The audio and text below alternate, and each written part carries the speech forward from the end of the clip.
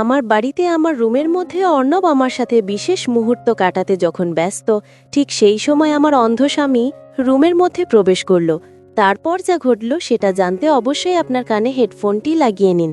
আমার স্বামী রফিক একজন অন্ধ মানুষ, জন্মগত না, কিন্তু একটি ভয়াবহ দুর্ঘটনার পর তার দুই চোখের দৃষ্টি চিরদিনের জন্য নিভে গিয়েছিল। তখন আমাদের বিয়ে হয়নি, আমরা শুধু পরিচিত ছিলাম। দুর্ঘটনার পর আমি ওর পাশে দাঁড়াই, হয়তো মায়ায়, হয়তো ভালোবাসায়, হয়তো একটা অদ্ভুত দায়বদ্ধতায়। রফিক আমাকে বলেছিল, তুমি যদি চলে যেতে চাও আমি কিছু বলবো না মেহরিন, আমি জানি অন্ধ স্বামী একটা মেয়ের জীবনের বোঝা। আমি তখন চোখের পানি মুছে বলেছিলাম, আমি কোথাও যাব না, তোমার হাত ধরে জীবনটা পার করব। কিন্তু আজ যখন এই কথা মনে পড়ে বুকটা ঝুলে ওঠে, কারণ আমি সেই কথার মর্যাদা রাখতে পারিনি। বিয়ের পরের দিনগুলো ছিল শান্ত, সুন্দর আর একটু কষ্টে ভরা। রফিক স্পর্শ দিয়ে আমাকে চিনত। আমি যখন কিছু বলতাম ওর মুখে এমন এক প্রশান্তির হাসি ফুটে উঠত, মনে হতো আমি যেন ওর আলো। আমি বাজারে যেতাম, ও ঘরে বসে দরজার পাশে বসত, আমার ফিরে আসার শব্দ শুনে দরজাটা খুলে দিত। এই ছোট ছোট ভালোবাসাই ছিল আমাদের সংসারের অলংকার। কিন্তু সময়ের সাথে সাথে ভিতরের ক্লান্তি, চাপা হতাশা আর এক ধরনের শূন্যতা আমাকে গ্রাস করতে লাগল। রফিক যতটা ভালো ততটাই সীমাবদ্ধ ছিল।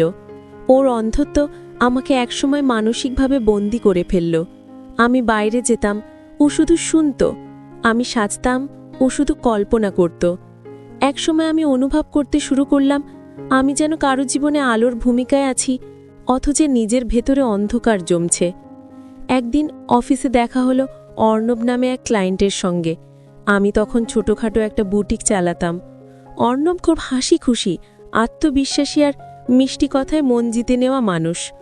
প্রথমে ও শুধু ব্যবসায়িকভাবে কথা বলতো, পরে ধীরে ধীরে ওর আচরণ বদলে গেল। একদিন দুপুরে অর্ণব বলল, তুমি খুব সাহসী মেয়ে মেহরিন, অন্ধ স্বামীর সংসার সামলানো সহজ নয়। ওর চোখের দৃষ্টিটা ছিল করুণা মেশানো মুগ্ধতা। আমি তখন হাসলাম, কিন্তু ভিতরে কিছু একটা নড়ে উঠল। সেই দিন থেকেই আমি নিজের ভেতরে লুকানো এক ভয়ঙ্কর ইচ্ছাকে জায়গা দিলাম। নিজেকে আবার সুন্দর, আকর্ষণীয়, চাওয়া একজন নারী হিসেবে অনুভব করার ইচ্ছে জাগালাম। অর্ণব আমার জীবনে সেই ভুলের দরজা খুলে দিল। আমি বুঝতেই পারিনি কখন আমার সীমারেখা পেরিয়ে গেলাম। ওর সাথে দেখা হতো, কখনো ক্যাফেতে, কখনো আমার দোকানে। ও আমাকে দামি জিনিস দিত, বলতো তুমি এটা পাওয়ার যোগ্য। আমি জানতাম আমি যা করছি তা অন্যায়, কিন্তু মনে হতো আমি অনেক কষ্ট সয়েছি, একটু সুখ তো আমিও পাওয়ার যোগ্য। এই স্বার্থপর চিন্তাই আমাকে ধীরে ধীরে ধ্বংসের দিকে নিয়ে গেল। একদিন হঠাৎ করে অর্ণব আমার বাড়িতে এসে হাজির। আমি তো অবাক, অর্ণবের মতো এত টাকা পয়সাওয়ালা মানুষ আমার বাড়িতে। আমি জিজ্ঞেস করলাম, আরে অর্ণব তুমি? সে বলল, দুদিন তুমি দোকানে যাও না কেন? রফিক বারান্দায় শুয়ে অর্ণব আর আমার কথোপকথন শুনছিল। অর্ণবের কথার উত্তর রফিক বারান্দা থেকেই দিয়ে দিল। সে বলল, যাবে কি করে ভাইজান, আমি শারীরিকভাবে খুবই অসুস্থ আজ দুদিন, তাই সে যেতে পারে নাই। আমার শরীর ঠিক না হওয়া পর্যন্ত মেহরিন যেতে পারবে না। রফিকের এই কথা শুনে তো অর্ণবের মুখটা যেন কালো মেঘে পরিণত হলো। অর্ণব আমাকে জিজ্ঞেস করল, সত্যি কি তুমি বেরোতে পারবে না? রফিক আবার অর্ণবের কথার উত্তর দিল, আমি বলছি তাতে কি আপনার বিশ্বাস হচ্ছে না? এবার আমি একটু রেগে গেলাম। আমি রফিককে বললাম, এই লোকটি তোমার সাথে কথা বলছে নাকি আমার সাথে কথা বলছে? তুমি কেন তার মুখের কথা কেড়ে নিয়ে বারবার রিপ্লাই দিচ্ছ? রফিক আমাকে সরি বলে চুপ হয়ে গেল। এবার আমি অর্ণবকে বললাম, রফিক প্রচণ্ড অসুস্থ, ওকে এভাবে ফেলে রেখে কি কোথাও বের হওয়া যায় বলো? রফিক একটু সুস্থ হলে তারপরে আমি বের হব। তাছাড়া এখন আমার হাতের যে অবস্থা, না পারছি পল ওষুধ কিনতে, না পারছি সংসারে বাজারঘাট করতে, খুবই টেনশনের মধ্যে আছি। আমার কথা শেষ না হতেই অর্ণব আমাকে তার পকেট থেকে 1000 টাকার নোট 15টা বের করে দিয়ে বলল, এটা রাখো। অর্ণবকে কি বলবো আমি ভেবে পাচ্ছিলাম না। এবার অর্ণব আমাকেও বলল, মেহরিন, তোমাকে দুদিন দেখি না, তাই আমার কেমন যেন নিজেকে শূন্য শূন্য মনে হচ্ছিল, যার কারণে তোমার বাসা অবধি ছুটে আসছি। আমি যে আর একটা দিনও তোমাকে কাছে না পেয়ে থাকতে পারবো না। তার এই আবেগময় কথা শুনে আমারও কেমন যেন বুকের মধ্যে একটু কষ্ট অনুভব হলো। এবার আমি অর্ণবকে আমার রুমের মধ্যে যাওয়ার জন্য ডাক দিলাম। সে আমাকে বলল, তোমার স্বামী বাড়িতে, এখন আমি রুমের মধ্যে কিভাবে যাই? আমি বললাম, ওকে নিয়ে তুমি টেনশন করো না, তুমি শুধু রকিব নিয়ে বলবে আমি চলে গেলাম, আমি তখন বলবো ঠিক আছে যাও, ব্যাস, আর কিছু বলতে হবে না। এবার আমার কথা মতো অর্ণব নাটকের সংলাপ দিল, আমিও ঠিক তার সাথে ডায়লগগুলো ডেলিভারি দিলাম। এবার আমরা দুজন রুমের মধ্যে গিয়ে নিজেদের কাজকর্মে ব্যস্ত হয়ে গেলাম। আমি একটা বিষয় ফলো করলাম। আমার বাড়িকে এসেও অর্ণব যেই পিকআপে তার মেশিনের স্পিড দিয়ে চালাচ্ছিল, তাতে মনে হচ্ছে তার নিজের বাড়ি। মাঝে মধ্যে খাটের খটখট শব্দ হচ্ছিল। আমিও নিজেকে নিয়ন্ত্রণ না রাখতে পেরে মাঝে মধ্যে মুখ থেকে ইস শব্দটা বের হচ্ছিল। এদিকে রকিব বারান্দার উপর থেকে বলে উঠল, মেহরিন, তোমার কাজ কি শেষ হলো? আমি তো ভয়ে জড়সড় হয়ে গেলাম। রকিব তো অন্ধ, তাহলে সে কিভাবে টের পেল আমি অর্ণবকে রুমে ঢুকিয়ে এসব করছি? খুবই হেজিটেশনে পড়ে গেলাম। আমি তাকে টেস্ট করার জন্যে একটু রাগের সাথে বললাম, আমি আবার কিসের কাজ করব এই অসময়? রকিব তখন বলল, আরে পাগলি, রাগ করো কি জন্য? আমি তো তোমাকে রাগের মতো কিছু বলিনি। রুমের মধ্যে কিসের জন্য খটখট শব্দ হচ্ছে আর তুমি ইস বলে উঠছ, তাই হয়তো ভাবলাম কোনো কিছু করতে গিয়ে তুমি ব্যথা পেয়েছ। যাক বাবা, টেনশন মুক্ত হলাম। এদিকে অর্ণব কিছুতেই থামছে না, সে তার আপন কাজে অনেক ব্যস্ত। কিছুক্ষণ পর রকিব আবার বলে উঠল, তোমার সেই লোকটি কি চলে গেছে?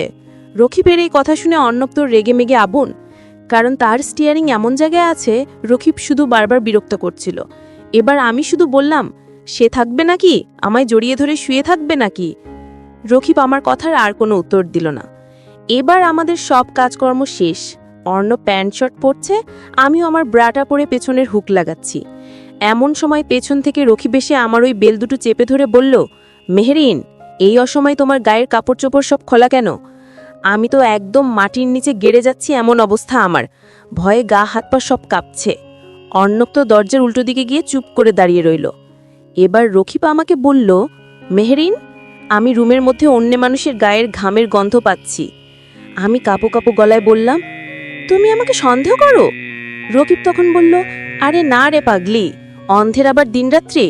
এই কথা বলে রকিব তার হাতটা আস্তে আস্তে নিচের দিকে নিয়ে যাচ্ছে। আমি বললাম, কি করো এসব? রকিব বলল, আমি তো প্রায় বেশ কয়েক মাস ধরে অসুস্থ, আজকে শরীরটার মধ্যে একটু ভাল লাগতেছে, চলো না। এই কথা বলার সাথে সাথে তার পরনের লুঙ্গি খুলে বান্দা রেডি। রকিবের জিনিসটা কিন্তু অর্ণবেরটা চাইতে সাইজে অনেকটা বড়। এবার দরজার পাশ থেকে এসব কিছু অর্ণব দেখছে আর রুটির মতো ফুলছে। তারপর রকিব আমাকে জড়িয়ে ধরে খাটের উপর শুয়ে পড়ল। কি করব ভেবে পাচ্ছিলাম না। এইমাত্র অর্ণব যা করছে, এখন এই মুহূর্তে রকিবের সাথে? না না, আমার পক্ষে একদমই সম্ভব না। তারপরেও অর্ণব তাকিয়ে সব দেখছে, কিন্তু রকিব কোনো মতেই আমাকে ছাড়ছে না। এবার অর্ণব রেগে মেগে তো আগুন, রুম থেকে বের হয়ে গেল। অর্ণব চলে যাওয়ার পর অনেক কষ্টে আমি রকিবের মন রক্ষা করলাম। এবার রকিব আমাকে জিজ্ঞেস করছে, কি ব্যাপার মেহরিন, জায়গা তো পিচ্ছিল কেন, আর এত ইজিভাবে ঢুকে যাচ্ছে? আমি তো ভয়ে শেষ হলাম। আমি রকিবকে বললাম, অনেক দিন পরে তুমি আমাকে টাচ করছো তো, এই জন্য আমার হাড়ির মধ্যেকার জমানো রোজ ঠেকাতে পারিনি। এই কথা বলে সেদিন কোনো মতে রকিবকে বুঝিয়েছিলাম। এক সময় থেকে আমি নিজেই সুযোগ খুঁজতাম। যারা দোকানে আসতো, যাদের একটু অর্থ ছিল, তাদের সঙ্গে বন্ধুত্ব করতাম। তারা আমাকে উপহার দিত, ব্যবসায় সাহায্য করত। আমি হাসি দিয়ে মিষ্টি কথায় তাদের কাছ থেকে অর্থ নিতাম। রকিব কিছুই বুঝত না, কিন্তু ভিতরে আমি জানতাম আমি এক ভয়ঙ্কর প্রতারণার মধ্যে ডুবে যাচ্ছি। আমার মধ্যে তখন এক ধরনের অহংকার জন্ম নিয়েছিল। ও অন্ধ, কিছুই দেখতে পায় না, আমি যা চাই তাই করতে পারি। কিন্তু যে মানুষটা চোখে দেখতে পায় না, সে মনের চোখে সব দেখতে পায়, আমি সেটা বুঝিনি। রফিকের আচরণ একসময় বদলে গেল। ও আগের মতো প্রশ্ন করত না, বরং চুপচাপ থাকত।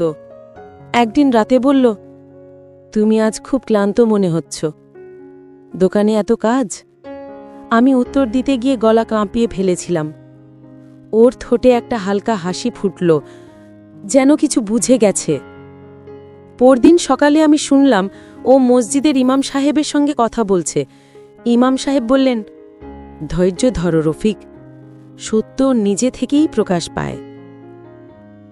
আমার বুক ধক করে উঠল। আমি বুঝলাম ওর সন্দেহ শুরু হয়েছে। সেদিন বিকেলে অর্ণব আমার দোকানে আসে, আমরা কিছু কথা বলি, এই যেমন আমরা দুজন কোথায় মিলিত হব, এবার কোন কোন স্টাইল সে ব্যবহার করবে ইত্যাদি। তারপরও চলে যায়। কিন্তু আমার অজান্তে পাড়ার এক ছেলে আমাদের কথা মোবাইলে ভিডিও করে রফিকের এক বন্ধুকে পাঠিয়ে দেয়।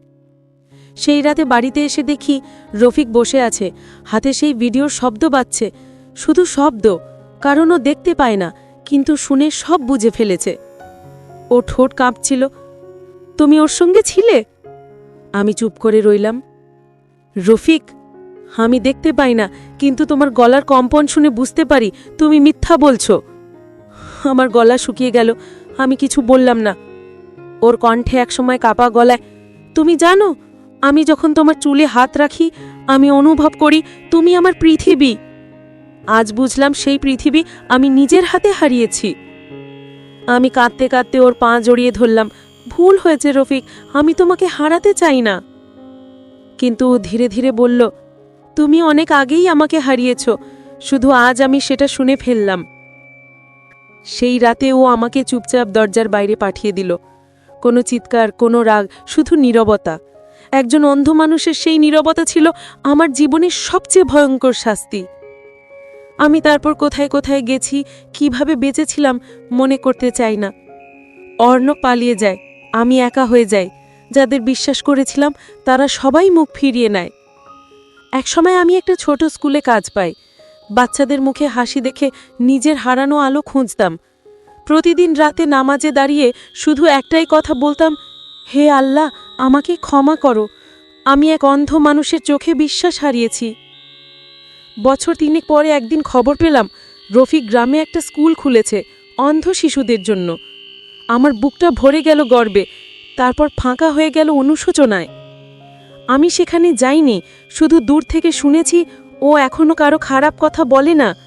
কখনো যদি কেউ আমার নাম তোলে ওনাকে শুধু বলে ও ভুল করেছিল, কিন্তু মানুষ ভুল করেই তো শেখে। এই কথাটা শুনে আমার চোখের পানি থামেনি বহুদিন। আজ আমি বেঁচে আছি, কিন্তু সেই অন্ধ স্বামীর মুখের শান্ত হাসিটা আমার চোখের সামনে সবসময় ভাসে। আমি জানি আমার জীবনের সবচেয়ে বড় শিক্ষা, বিশ্বাস একবার ভেঙে গেলে সেটা কখনো জোড়া লাগে না। এমনকি ভালোবাসার থেকেও বড় হলো বিশ্বাস। আমি এখন বাচ্চাদের শেখাই, ভালোবাসা মানে শুধু চোখে দেখা নয়, মনে দেখা। আর প্রতারণা মানে শুধু অন্যকে আঘাত দেওয়া নয়, নিজের আত্মাকে ধ্বংস করা।